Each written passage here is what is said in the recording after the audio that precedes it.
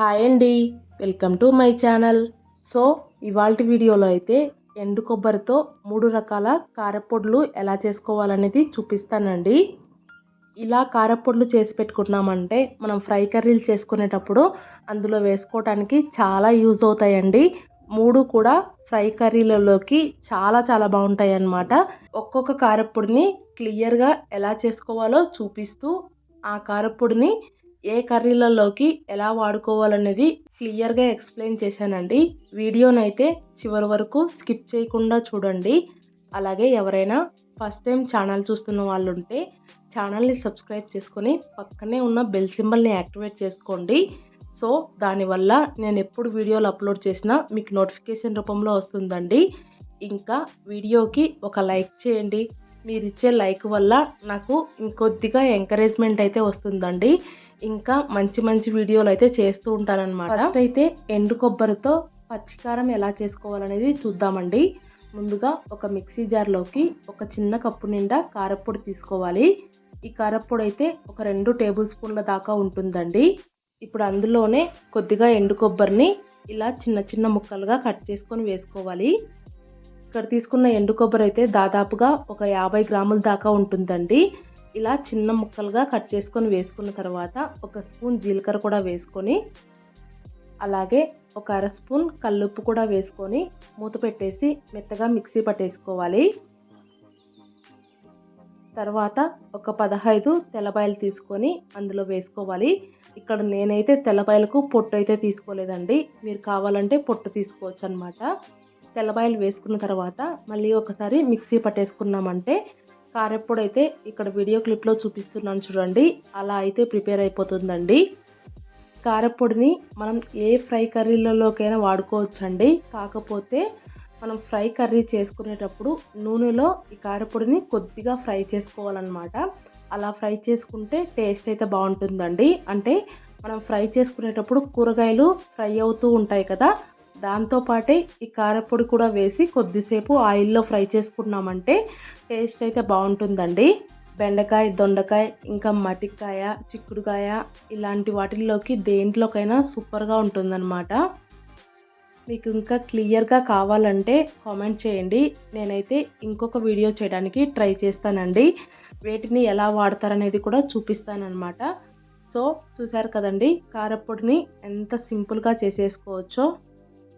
ఇలా చేసి పెట్టుకున్నామంటే వంట చేసుకునేటప్పుడు హడావిడి లేకుండా చాలా సింపుల్గా అయితే అయిపోతుందండి. మేమైతే కారపొడులు అన్నంలోకి తినడం చాలా తక్కువ అండి. ఇలా కర్రీలలోకి ఎక్కువగా వాడుకుంటామన్నమాట. సో ఈ కారపొడి అయితే ఫ్రై కర్రీలలోకి చాలా బాగుంటుందండి. ట్రై చేయండి. ఇలా చేసి పెట్టుకున్న కారపొడిని ఒక ఎయిర్ బాక్స్లో స్టోర్ చేసి పెట్టుకున్నామంటే ఒక 10 to 15 డేస్ వరకైనా ఉంటుందండి. ఫ్రిడ్జ్లో పెట్టుకున్నామంటే ఒక నెల వరకు కూడా ఉంటుందన్నమాట. చూసారు కదండి, చాలా సింపుల్గా అయితే కొబ్బరి కారం ఎలా చేసుకోవాలో చూపించాను కదా. ఇప్పుడు రెండవ కారపొడి వచ్చేసి పప్పుల పొడి అనమాట. ఈ పప్పుల పొడి అయితే రాయలసీమ సైడ్ అయితే ఫేమస్ అండి. ఈ పప్పుల పొడిని బొరుగులలో వేసుకొని తింటారు. ఇంకా ఉప్మా చేసుకునేటప్పుడు ఈ పప్పుల పొడిని పక్కన వేసుకొని తింటారండి. చాలా బాగుంటుందన్నమాట. పప్పుల పొడి చేసుకోవడం కోసం ముందుగా మిక్సీ జార్లో ఒక చిన్న కప్పు నిండా పప్పులు తీసుకోవాలి. ఈ పప్పులు అయితే నార్మల్ పప్పులేనండి, అంటే వేయించిన శనగపప్పు అంటారు కదా, అవేనమాట. ఇప్పుడు అందులోనే ఒక 2 టేబుల్ స్పూన్ల కారపొడి వేసుకోవాలి. మనం తీసుకునే పప్పుల క్వాంటిటీని బట్టి కారపొడి అయితే వేసుకోవాలండి. కారపొడి మరీ తక్కువగా వేసుకున్నా కూడా పప్పుల పొడి అయితే చప్పగా ఉంటుందన్నమాట. ఇప్పుడు అందులోనే ఒక అర స్పూన్ కల్లుప్పు కూడా వేసుకొని అలాగే కొద్దిగా ఎండు కొబ్బరిని ఇలా చిన్న ముక్కలుగా కట్ చేసుకొని వేసుకోవాలండి. నేనైతే ఒక 20 దాకా చిన్న ముక్కలు ఎండు కొబ్బరి ముక్కలు అయితే వేసుకున్నానండి. ఇప్పుడు అన్నింటినీ ఫైన్ పౌడర్ లాగా మిక్సీ పట్టేసుకోవాలి. ఇక్కడ వీడియో క్లిప్లో చూపిస్తున్నాను చూడండి, అలాగైతే మిక్సీ పట్టేసుకోవాలి. తర్వాత అదే మిక్సీ జార్లో ఒక 15 దాకా తెల్లబాయలు వేసుకొని తెల్లపాయలని కూడా ఒకసారి కారపొడిలో కలిసిపోయేలాగా మిక్సీ పట్టేసుకోవాలి.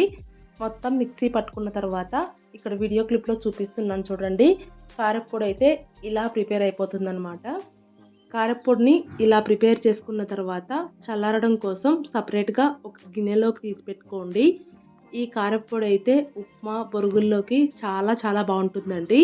ఇంకా ఫ్రై కర్రీలలో కూడా ఫైనల్‌గా జస్ట్ చల్లుకోవడానికి చాలా బాగుంటుందన్నమాట. అంటే మనం మట్టికాయ, చిక్కుడుకాయ ఇలాంటివి చేసుకుంటాం కదా! వాటిల్లో పైన చల్లుకోవడానికి చాలా బాగుంటుందండి. మనం ఫ్రై కర్రీస్ ఏవైనా చేసుకునేటప్పుడు కర్రీ మొత్తం రెడీ అయిపోయిన తర్వాత ఫైనల్‌గా ఈ పౌడర్‌ని కొద్దిగా చల్లుకొని గ్యాస్‌నైతే ఆఫ్ చేసుకోవచ్చండి. చాలా బాగుంటుందన్నమాట. ఇంకా బీరకాయ ఫ్రైలోకి కూడా చాలా బాగుంటుందండి. ఇలా చేసి పెట్టుకున్న కారప్పొడిని ఒక ఎయిర్ బాక్స్‌లోకి స్టోర్ చేసి పెట్టుకున్నామంటే బయటైతే 10-15 డేస్ వరకు ఉంటుందండి. అదే ఫ్రిడ్జ్‌లో అయితే గనక ఒక నెల వరకు ఉంటుందన్నమాట. నెక్స్ట్ కారప్పొడి వచ్చేసి వేయించిన కొబ్బరి కారం అండి. ఇది కూడా ఆల్మోస్ట్ సిమిలర్‌గా ఫస్ట్ ప్రిపేర్ చేసుకున్న దానిలాగానే ఉంటుందన్నమాట. కాకపోతే కొద్దిగా డిఫరెన్స్ అయితే ఉంటుందండి. అదైతే పచ్చి కారప్పొడి, ఇదైతే వేయించిన కారప్పొడి అండి. ఈ కారప్పొడిని ప్రిపేర్ చేసుకోవడం కోసం ముందుగా గ్యాస్ పైన ఒక మందంగా ఉండే ప్యాన్ పెట్టుకొని అందులో ఒక స్పూన్ ఆయిల్ వేసుకోండి.